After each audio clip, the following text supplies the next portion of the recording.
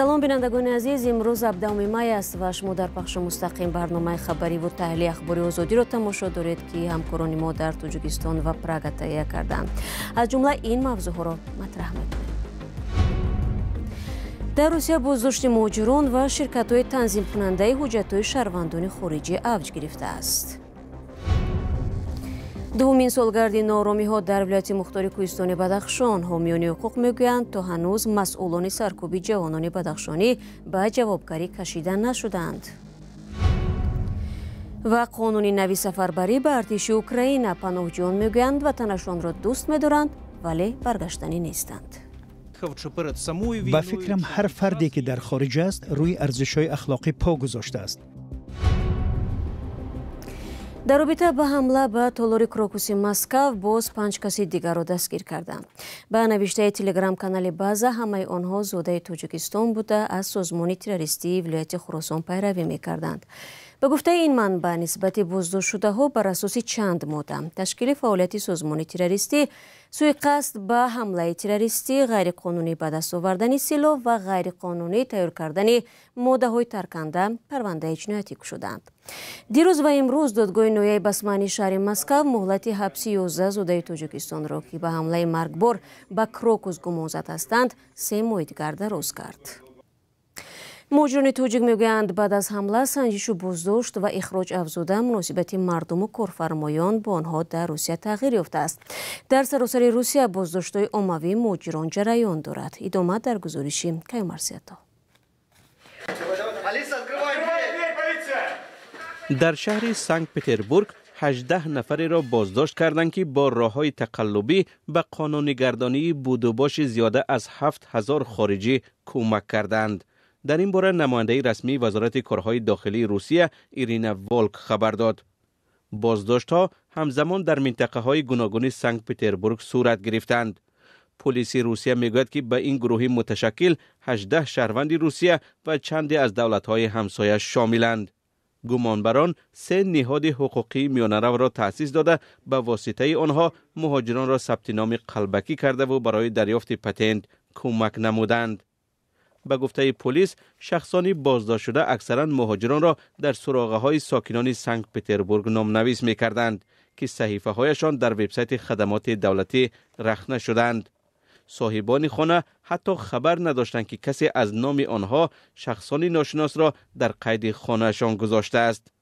дар маҷмӯъ нирӯҳои амнiyatӣ 10 чунин саҳифаро ошкор карданд. аъзои гурӯҳ барои хидматҳои худ аз 27 تا 35,000 روبل می‌گرفتند.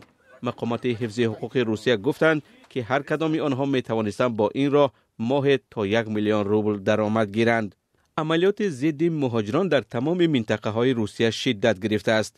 نیروهای امنیتی ولایت کالینینگراد به تفتیش همه رانندگان مهاجر سر کردند. آنها همچنین نقلیات جمعیتی را منع کرده مسافرانی را که چهره غیر اسلاویانی دارند تفتیش می‌کنند. بعد از سنجش حجت‌ها بعضی از آنها به شعبه پلیس برده شدند. در عموم دادگاه از بازداشت‌شده‌ها تقریباً 400,000 روبل جریمه ستانده قرار اخراج 10 نفر را برآورده است. در پوشکینا نیروهای امنیتی در انبار شرکت آزان ریدی گسترده انجام دادند. مقامات ولایت مسکو قصد دارند که 115 مهاجر را از روسیه بیرانند. در این باره از سرریاست وزارت کارهای داخلی روسیه در این ولایت خبر دادند. در این رید بجز از پلیس، نیروهای گارد روسیه، افسران خدمات فدرالی امنیت و اعضای حرکت ملت‌گرایانه جمعیت روسیه شرکت داشتند. حالا نیروهای امنیتی روسیه شخصیت کارفرمایی را معین می‌کنند که به گفته آنها مهاجران غیر قانونی را به کار جلب کرده است.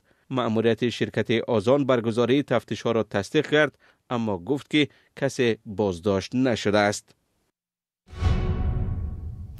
بینندگان ارجمند، در این فرصتی برنامه پاره از نشر گپ آزاد رو میبینیم که این هفته در آن اویدی برکناری رئیس حزب دموکرات تاجیکستان و سرنوشت حزب‌های دیگر صحبت شد.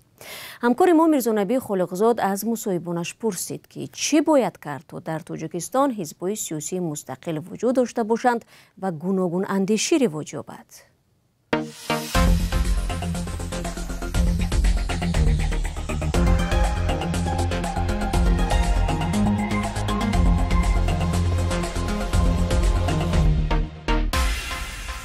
وابسته به اراده یک نفر پارلمان تشکل می‌یابد، این باعثی باز هم دورتر گردیدن حزب معلوم و قشاق‌تر شدن حزب دیگر میشد و این غلط است. تیمور توشف، نظر شما چی است؟ شما چی پیشنهاد دارید مرحبا؟ زیاد حزب‌های سیاسی هستن، زیاد باید به مردم رو بخورن،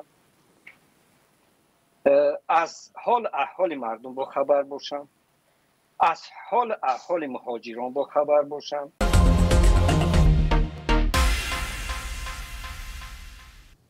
دوستان عزیز، برنامه گپی آزاد روز 19 می در وبسایت رادیو آزادی و در همین کانال آزادی ویدیو نشر می شود. رو میارم به موضوع دیگر. یک سازمان بین‌المللی میگوید با گذشت 2 سال از کشته شدن 34 کس و حبس 10 نفر دیگر در ولایت مختار کوهستان بدخشان تا هنوز کسی به جوابگاری کشیده نشد. هیومن رایتس واچ در یک بیانیه از شریکان تاجیکستان خواست حادثه های ماه می سال 2022 در خاروق و روشان را از یاد نبرند و از دوشنبه پاسخگویی را طلب کنند. مقامات تاجیکستان می گفتند که در بدخشان عملیات ضد تروریستی صورت گرفت، ولی حامیان حقوق آن را سرکوب ناراضیان می دانند. همکارم خیرامان بخوزاده درباره این حادثه ها با کیترین پاتس محرر مجله دیپلمات صحبت داشت و پارچه از آن را همراه می بینیم. به فکر شما حادثه های ولایت مختار کوهستان بدخشان تا چه حد سیاست های حکومت تاجیکستان را تغییر داد و سبب سرکوب های بیشتر در داخل کشور شد؟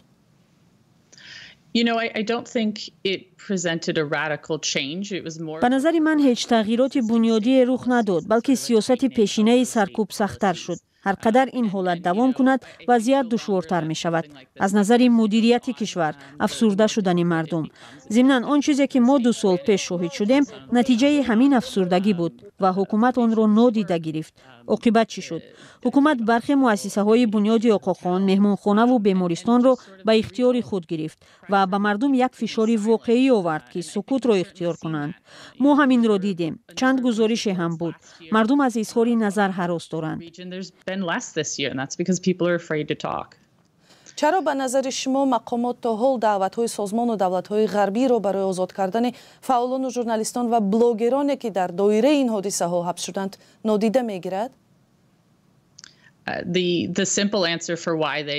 جواب ساده این نادیده گرفتنشان این است که به خود چنین اجازه می‌دهند. تاجیکستان نمی‌خواهد آنها را از زندان آزاد کند. در سطح بین‌المللی هیچ یک جزایی نیست که برای چنین رفتار به حکومت تاجیکستان تعیین شود. تحریم جاری نکردند، فقط چند حالت جداگانه بود، مثل سفر گزارشگران ویژه، نامه‌های بازی محکوم کننده این حبس‌ها و غیره. ولی حکومت تاجیکستان کاری را می‌کند که دلش می‌خواهد. با فکر شما آیا همین حادثه های بدخشان تا جای به موضوع اعتماد مردم به حکومت تاثیرگذار شد؟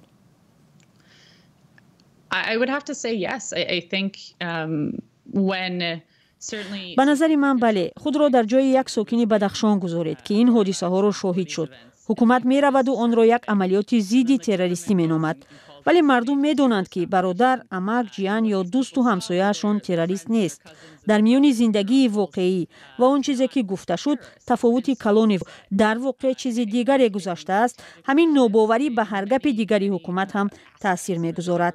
وقتی حکومت درباره ABV دروغ میگوید، چرا من باور کنم که درباره GDY حقیقت رو بیان میکند؟ همین چیز باعثی از بین رفتن اعتماد میان مردم و حکومت می شود.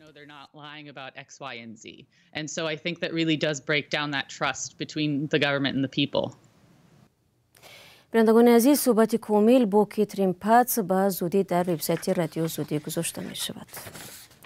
برنامه را ادامه میدیم. بر پایه قانون نوی دعوت به ارتش اوکراین که 18 می به حکم اجرا می درآید، شهروندان این کشور باید خود را از نو در کمیساریات‌های حربی ثبت کنند.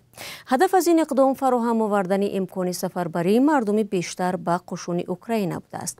اما 2 مرد اوکراینی که همراه با اهل عائله‌هایشان در چخیه به سر میبرند، نقشه ندارند که برای حمایت از وطن به اوکراین برگردند.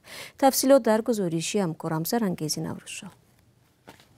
این مرد 44 ساله که 3 فرزند دارد با اهل عائله‌اش در عرفه تجاوز روسیه به خاک اوکراین به پراگ پایتخت چخیه کوچ بسته است. بر پایه قانون نوی سفربری به ارتش اوکراین او به مانند دیگر مردان سینی خدمت عسکری باید در کمیساریات‌های حربی از نو نامش را ثبت کند. با فکرم هر فردی که در خارج است روی ارزش‌های اخلاقی پا گذاشته است. من هم نمیتوانم خود را مطمئن کنم که ارزش اخلاقی از هر چیز دیگر مهمتر است. Не змогла себе переконати, що все ж таки моральна цінність є важливіша. در مقابل پیشرفت نیروهای تجاوزگر روسیه، ارتش اوکراین با کمبود جدی سرباز مواجه شده. با قبول قانون نوی سفربری به ارتش یا خود موبیلیزاسیا تصمیم دارد شماره نظامیان را افزایش دهد. با آغاز تجاوز روسیه در سال 2022 اوکراین برای مردان سین خدمت عسکری سفر به خارج کشور را منع کرد. همصحبت رادیوی آزادی که نخست نامش آشکار شود میگوید وقتی از من میپرسند که چرا برنمیگردی، من جواب ندارم. از نقطه نظر آنها شخصانی که در دوره جنگ از اوکراین بیرون شدند و یا مثل من پیش از تجاوز خاک کشور را ترک کردند ترسانچک به شمار میروند. به قول این مرد اوکراین وطنش است، اما اگر او به وطن برگردد بودوباش او و اویلش در پراگ در هم و بر هم خواهد شد. او میگوید سعی دارد از خارج به وطن کمک رساند. در عین زمان حاضر نیست پسرش را که به همین زودی ها 19 ساله می شود به جنگ فرستد. طبق آمار حکومت چیخ در این کشور نزدیک به 94,000 مرد اوکراینی سین خدمت عسکری پناهندگی موقتی کسب کردند. 2 سال پیش اثنای تجاوز روسیه دیوید کالینیچенکو اویلش را از روسیه به نزدش به شهر پراگ کوچاند. Всі ми чекаємо, коли закінчиться війна. І ما منتظر ختم جنگ هستیم. من هم میخواهم به خانه برگردم، اما چیزی گرانتر از آیله وجود ندارد. آیله این وطن ماست، وطن خرد ما. من برای کفالت نیک و احوالی آیله‌ام هر کاری امکان پذیر را میکنم. нічого. Сім'я – це є твоя країна. اوکراین تصمیم گرفته است تا ثبت نام دوباره خدمات کنسولی برای مردان مقیم کشورهای خارجی را منع کند. وزیر کارهای خارجی اوکراین دمیترو کولبا میگوید اقامت در خارج شخص را از اجرای وظیفه‌هایش در وطن آزاد نمی‌کند. اما کالینیچنکو در این باره فکر دیگر دارد. راستی اگر مهلت استفاده شناسنامه اوکراینی من خاتمه یابد، من شاید شناسنامه کشور دیگر را درخواست کنم. من هیچ ضرورت نمی بینم که به کشوری برگردم که به من نیاز ندارد. هر دو قهرمان این گزارش میگویند به اوکراین فقط بعد ختم جنگ برمیگردند. حکومت چیخ میگوید پشتیبانی از پناهندگان اوکراینی را قطع نخواهد کرد، ولی شهروندان این کشور باید عهده‌داری‌هایشان را در نزد کشورشان اجرا کنند. حکومت اوکراین اصرار می‌ورزد که صرف نظر از کمبود مردان و زنان سین خدمت عسکری از متفقانش طلب نکرده است که اوکراینی‌های سین خدمت عسکری را به وطنشان برگردانند. و رئیس سابق دادگاه ناحیه 5 به گرفتن تقریبا 129,000 سومان پوره متهم می شود. در این باره ریاست تفتیشاتی اگنتی ضد فساد تاجیکستان خبر داده است. در رفت تفتیش پیشکی پرونده جنایتی معین کرده شد که عبدالرحمن زاده بختیار همچون شخصی منصبدار دولتی در دوره فعالیت کاریش ضمن بررسی پرونده ها با مقصد به دست آوردن فایده مفت پوره گرفته است. او قبلا برای پس زدن شأن و اعتبار دادرسی از وظیفه آزاد شده بود. نسبت این دادرسی سابق چاره پیشگیری در نمودی به حبس گرفتن تطبیق گردیده است. دوستان در همینجا برنامه را خلاصه میکنیم. تشکر که ما را تماشا کردید. در وبسایت azadi.org و صفحه های رادیو آزادی در فیسبوک و تلگرام، یوتیوب و اینستاگرام مطالب نوی ما را پیگیری کنید. در 2 روز آینده برای شما استراحت خوب میخواهیم. خود را احتیاط کنید و خدا نگهدار.